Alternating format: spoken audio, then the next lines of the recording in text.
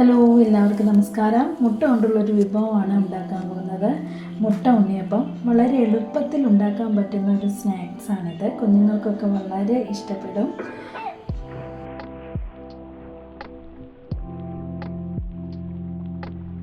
അതിൻ്റെ ചേരുവകൾ എന്തൊക്കെയാണെന്ന് നോക്കാം. മുട്ട, ഞാൻ 12 മുട്ട എടുത്തിട്ടുണ്ട്. പിന്നെ അതിലേക്ക് 1.5 കപ്പ് മൈദ എടുത്തിട്ടുണ്ട്. 3 പച്ചമുളക്, അത് നന്നായിട്ട് അരിഞ്ഞ് വെച്ചിട്ടുണ്ട്, ഗ്രേറ്റ് ചെയ്ത് വെച്ചിട്ടുണ്ട്. അതേപോലെ ഒരു വലിയ സവോള, അത് നന്നായിട്ട് ചോപ്പ് ചെയ്ത് വെച്ചിട്ടുണ്ട്.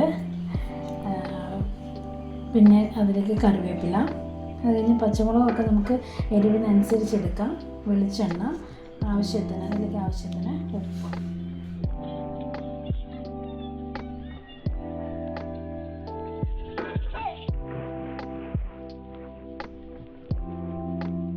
പാത്രമെടുത്ത് അതിലേക്ക് മുട്ട പൊട്ടിച്ചിടാം.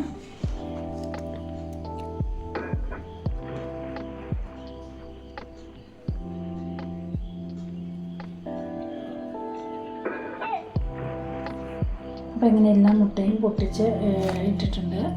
അതിന് നമുക്കത് മിക്സിയുടെ ജാറിലേക്ക് ഇട്ട് കൊടുക്കാം.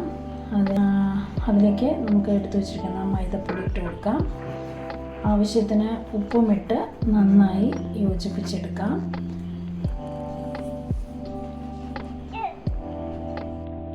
അതൊരു പാത്രത്തിലേക്ക് ഒഴിച്ച് നമുക്ക് അതിൻ്റെ അപ്പോൾ ഇച്ചിരി ലൂസാണെങ്കിൽ നമുക്ക് കുറച്ച് മൈദപ്പൊടിയും കൂടെ അതിലേക്ക് ആഡ് ചെയ്തിട്ട് നമുക്ക് ചെയ്യാവുന്നതാണ്. അതിന് ശേഷം അരിഞ്ഞു വെച്ചിരിക്കുന്ന സവോള ഇട്ട് കൊടുക്കാം.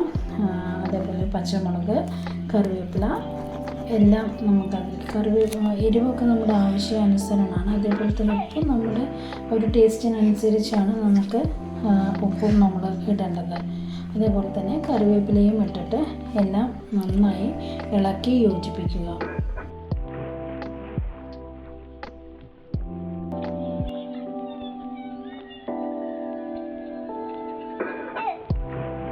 അതിനുശേഷം ഉണ്ണിയപ്പച്ചട്ടി അടുപ്പത്ത് വെച്ച് നന്നായി ചൂടായി വരുമ്പോൾ ഓരോ കുഴിയിലേക്കും കുറേശ്ശെ വെളിച്ചെണ്ണ ഒഴിച്ച് കൊടുക്കാം.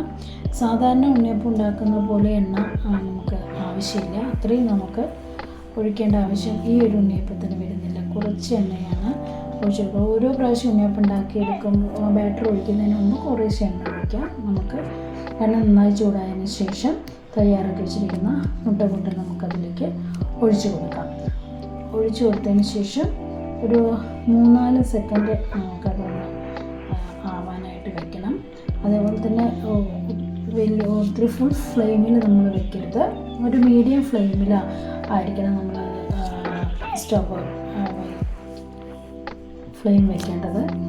കാരണം ഫുൾ ഫ്ലെയിമിൽ വെക്കുമ്പോൾ നമുക്ക് പെട്ടെന്ന് ഈ മുട്ട അത് കരിഞ്ഞു പോകാനായിട്ടുള്ള ചാൻസ് ഉണ്ട്. അപ്പോൾ നോർമൽ ഒരു ഫ്ലെയിമിലായിരിക്കണം അത് വയ്ക്കേണ്ടത്. സൈഡ് ആയിട്ടുണ്ട്, അത് നമുക്ക് മറിച്ചിട്ട് കൊടുക്കാം.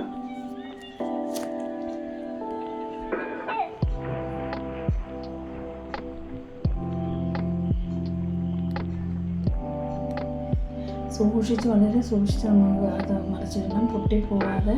കാരണം ഇത്തിരി തിന്നായൊരു സാധനമാണല്ലോ, പെട്ടെന്ന് പൊട്ടിപ്പോകാനായിട്ട് ചാൻസ് ഉണ്ട്. അപ്പോൾ അത് നമ്മൾ സൂക്ഷിച്ച് തന്നെ ഇതിൽ നിന്ന് മറിച്ചിടേണ്ടതാണ്.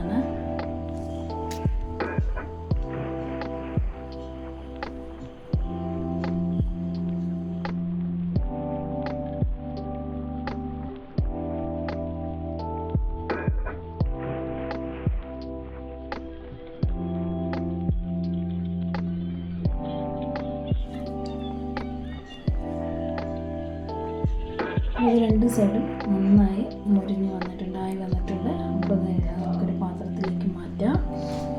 എല്ലാം അതുപോലെ ചെയ്തെടുക്കാം. അപ്പോൾ എല്ലാവരും ഇത് ട്രൈ ചെയ്ത് നോക്കുക. നല്ല ടേസ്റ്റുള്ളൊരു സ്നാക്സാണ്.